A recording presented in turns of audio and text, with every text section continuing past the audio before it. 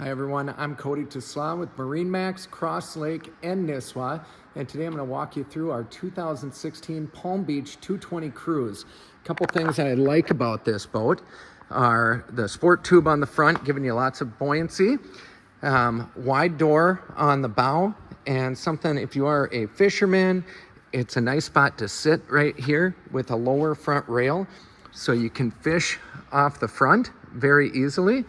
Another nice feature with that spot is if you want to put your tackle box in here, you could put wet life jackets where they can dry out easily with the mesh. Removable table. A feature a lot of pontoons don't have is the door on the port side and the starboard side, so making it really easy to get on and off the pontoon. Lots of seating here and a nice walkway coming through from the back. If you're swimming, getting in and out of the boat, gives you a nice space. Removable cup holders around that you can put wherever is most convenient. Fish finder on here as well.